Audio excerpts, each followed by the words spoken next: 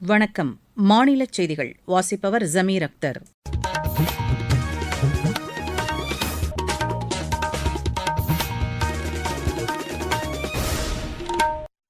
தலைப்புச் செய்திகள்.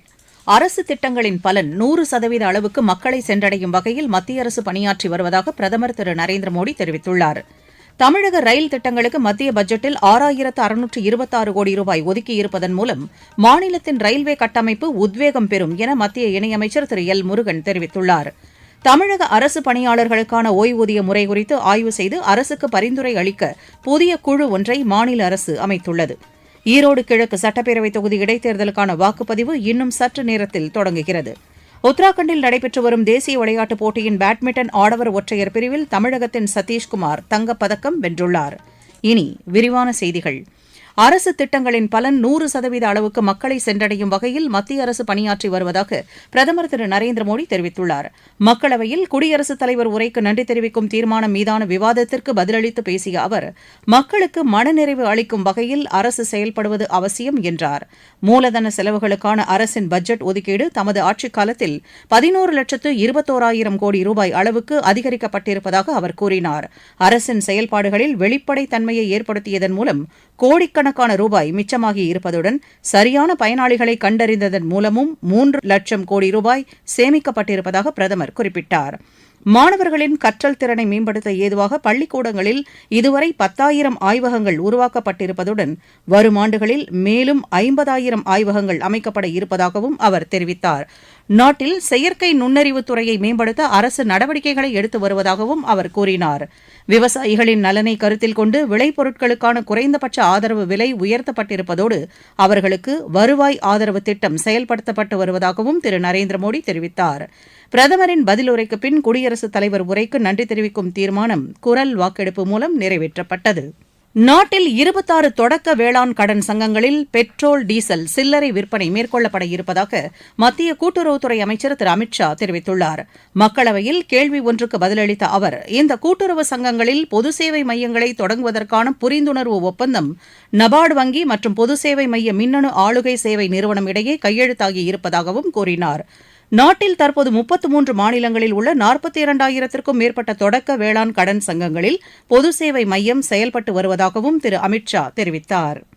தமிழக ரயில் திட்டங்களுக்கு மத்திய பட்ஜெட்டில் 6626 கோடி ரூபாய் ஒதுக்கியிருப்பதன் மூலம் மாநிலத்தில் ரயில்வே கட்டமைப்பு வசதிகள் உத்வேகம் பெறும் என தகவல் ஒலிபரப்புத்துறை இணையமைச்சர் திரு எல் முருகன் தெரிவித்துள்ளார். இது தொடர்பாக அவர் வெளியிட்டுள்ள சமூக வலைதள பதிவில், இதுவரை இல்லாத வகையில் தமிழகத்திற்கு அதிக நிதி ஒதுக்கீடு செய்ததற்காக பிரதமர் திரு நரேந்திர மோடி மற்றும் நிதியமைச்சர் திருமதி நிர்மலா சீதாராமனுக்கு நன்றி தெரிவித்துக் கொள்வதாக குறிப்பிட்டுள்ளார். நாட்டின் போக்குவரத்து வசதிகளை மேம்படுத்தி விரைவான வளர்ச்சியை ஏற்படுத்துவதன் மூலம் வளர்ச்சியடைந்த இந்தியாவை உருவாக்குவது என்ற பிரதமர் திரு நரேந்திர மோடியின் தொலைநோக்கு பார்வையை நிறைவேற்றுவதாக பட்ஜெட் உள்ளது என்றும் திரு எல் முருகன் கூறியுள்ளார். சமுதாய வளர்ச்சியில் தேசிய மாணவர் படையினர் குறிப்பிடத்தக்க பங்களிப்பை வழங்கி வருவதாக துணை முதலமைச்சர் திரு உதயநிதி ஸ்டாலின் தெரிவித்துள்ளார். தில்லியில் நடைபெற்ற குடியரசு தின முகாமையொட்டி நடத்தப்பட்ட திறன் போட்டிகளில் வெற்றி பெற்ற தமிழகத்தைச் சேர்ந்த NCC மாணவ மாணவிகளுக்கு சென்னையில் நேற்று நடைபெற்ற நிகழ்ச்சியில் அவர் ஊக்கத்தொகை மற்றும் முதலமைச்சரின் பதாகையை வழங்கினார். நிகழ்ச்சியில் பேசிய அவர், தமிழக மாணவர்கள் அகில இந்திய அளவில் ஒட்டுமொத்தமாக 3வது இடத்தை பிடித்திருப்பது பெருமை அளிப்பதாக கூறினார். NCC மாணவர்கள் தன்னலம் பாராமல் ஆற்றும் சேவைகள் என்றைக்கும் போற்றத்தக்கவை என்று அவர் குறிப்பிட்டார். சென்னை மற்றும் திருநெல்வேலியில் ஏற்பட்ட வெள்ள பாதிப்புகளின் போது வருவாய்த்துறை மற்றும் காவல்துறையினருடன் இணைந்து தேசிய மாணவர் படையினர் ஆற்றிய பணிகள் பாராட்டத்தக்கவை என்றும் அவர் கூறினார். செங்கல்பட்டு மாவட்டத்தில் செயல்பட்டு வரும் NCC நிரந்தர முகாமில் 1 கோடி ரூபாய் செலவில் நடைபெற்று வரும் உள்கட்டமைப்பு வசதிகள் விரைவில் திறந்து வைக்கப்படுவதுடன் திருச்சி மாவட்டம் ஓலையூரில் உள்ள பயிற்சி முகாம் 1 கோடி ரூபாய் செலவில் புனரமைக்கப்பட உள்ளதாகவும் திரு உதயநிதி ஸ்டாலின் தெரிவித்தார். நீங்கள் கேட்டுக்கொண்டிருப்பது மாநில செய்தி அறிக்கை. மத்திய பட்ஜெட்டின் சிறப்பு அம்சங்கள். தனிநபர் வருமான வரி விலக்கிற்கான உச்சவரம்பு 12 லட்சம் ரூபாயாக உயர்வு. 36 வகை உயிர்காக்கும் மருந்துகளுக்கு சுங்க வரியிலிருந்து விலக்கு. மாவட்டந்தோறும் அரசு மருத்துவமனைகளில் புற்றுநோய் சிகிச்சை பராமரிப்பு மையங்கள். லித்தியம் பேட்டரிக்கான சுங்கவரி ரத்து. நாடு முழுவதும் 50,000 பள்ளிகளில் அடல் ஆய்வகங்கள். குழாய் மூலம் குடிநீர் இணைப்பு வழங்கும் திட்டம் மேலும் 3 ஆண்டுகளுக்கு நீட்டிப்பு.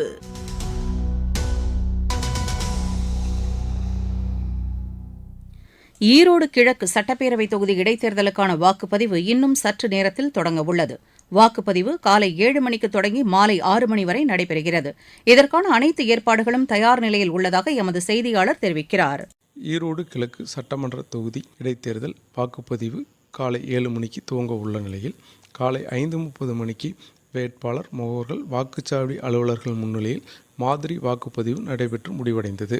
இந்த இடைத்தேர்தலில் 2,27,546 வாக்காளர்கள் வாக்களிக்க ஏதுவாக 53 வாக்குப்பதிவு மையங்களில் 237 வாக்குச்சாவடிகள் அமைக்கப்பட்டுள்ளது.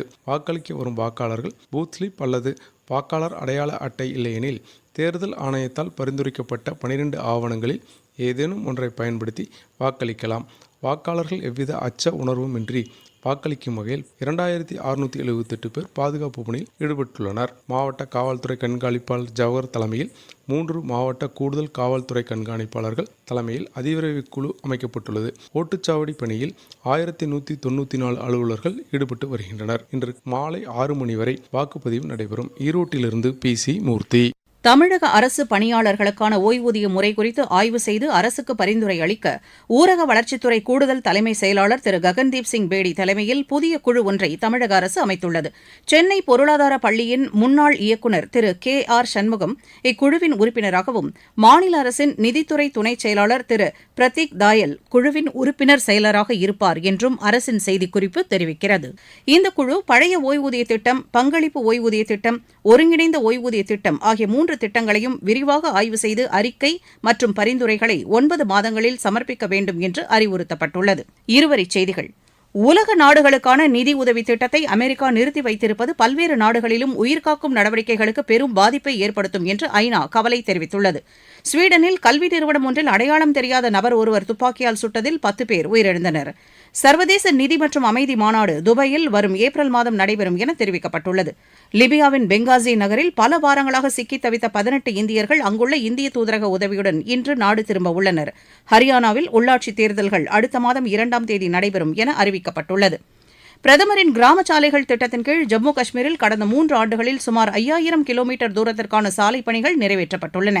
திருநெல்வேலி மாவட்டம் கங்கைகொண்டான் சிப்காட் தொழிற்பேட்டைக்கு முதலமைச்சர் திரு மு.க.ஸ்டாலின் பயணம் மேற்கொள்வதை அடுத்து அப்பகுதியில் ட்ரோன்கள் பறக்க தடை விதிக்கப்பட்டுள்ளது. திண்டுக்கல் மாவட்ட புதிய ஆட்சியராக திரு சரவணன் நேற்று பொறுப்பேற்றுக் கொண்டார். தூத்துக்குடி அருகே நடுக்கடலில் மீன்பிடித்துக் கொண்டிருந்தபோது பழுது காரணமாக படகு நீரில் மூழ்கியதை அடுத்து கடலில் தத்தளித்துக் கொண்டிருந்த 6 மீனவர்களை மற்றொரு விசைப்படகு மீனவர்கள் மீட்டு பத்திரமாக கரைக்கு அழைத்து வந்தனர்.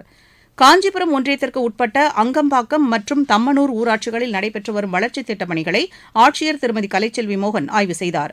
கன்னியாகுமரி அருகே சின்னமுட்டம் பகுதியைச் சேர்ந்த சிறுமிக்கு பாலியல் தொல்லை கொடுத்தவருக்கு 15 ஆண்டுகள் சிறை தண்டனை விதித்து நாகர்கோவில் போக்சோ நீதிமன்றம் தீர்ப்பளித்துள்ளது.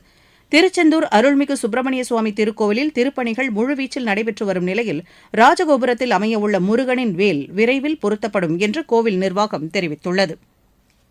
விளையாட்டுச் செய்திகள். உத்தராகண்டில் நடைபெற்று வரும் தேசிய விளையாட்டுப் போட்டியின் பேட்மிண்டன் ஆடவர் ஒற்றையர் பிரிவில் தமிழகத்தின் சதீஷ்குமார் தங்கப்பதக்கம் வென்றுள்ளார். இப்போட்டியின் மகளிர் பிரிவில் ஹரியானாவின் அன்மோல் கர்ப் தங்கப்பதக்கம் வென்றார். பதக்கப்பட்டியலில் 28 தங்கம் உள்ளிட்ட 53 பதக்கங்களுடன் கர்நாடகா முதலிடத்தில் உள்ளது. சர்வீசஸ் அணி 21 தங்கம் உள்ளிட்ட 40 பதக்கங்களுடன் 2வது இடத்திலும், 16 தங்கம் உள்ளிட்ட 76 பதக்கங்களுடன் மகாராஷ்டிரா 3வது இடத்திலும் உள்ளன. தமிழக அணி 11 தங்கம், 16 வெள்ளி, 16 வெண்கலம் என 43 பதக்கங்களுடன் 4வது இடத்தில் உள்ளது. இந்தியா இங்கிலாந்து அணிகளுக்கு இடையேயான ஒருநாள் கிரிக்கெட் போட்டித் தொடரில் இந்திய அணியில் வருண் சக்கரவர்த்தி சேர்க்கப்பட்டுள்ளதாக BCCI தெரிவித்துள்ளது. 3 போட்டிகளை கொண்ட இந்த தொடரில் இரு நாடுகளுக்கும் இடையேயான முதல் போட்டி நாக்பூரில் நாளை நடைபெறவுள்ளது. மீண்டும் தலைப்புச் செய்திகள். அரசு திட்டங்களின் பலன் 100% அளவுக்கு மக்களை சென்றடையும் வகையில் மத்திய அரசு பணியாற்றி வருவதாக பிரதமர் திரு நரேந்திர மோடி தெரிவித்துள்ளார். தமிழக ரயில் திட்டங்களுக்கு மத்திய பட்ஜெட்டில் 6626 கோடி ரூபாய் ஒதுக்கியிருப்பதன் மூலம் மாநிலத்தின் ரயில்வே கட்டமைப்பு உத்வேகம் பெறும் என மத்திய இணையமைச்சர் திரு எல் முருகன் தெரிவித்துள்ளார். தமிழக அரசு பணியாளர்களுக்கான ஓய்வூதிய முறை குறித்து ஆய்வு செய்து அரசுக்கு பரிந்துரை அளிக்க புதிய குழு ஒன்றை மாநில அரசு அமைத்துள்ளது.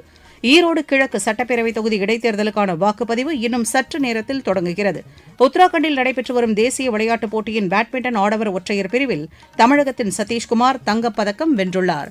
இத்துடன் இந்த செய்தி அறிக்கை நிறைவு பெற்றது. எமது செய்திகளை சமூக வலைதள பக்கங்களில் ஏர் நியூஸ் சென்னை என்ற முகவரியிலும், RN நியூஸ் சென்னை என்ற யூடியூப் சேனலிலும் உடனுக்குடன் அறிந்து கொள்ளலாம்.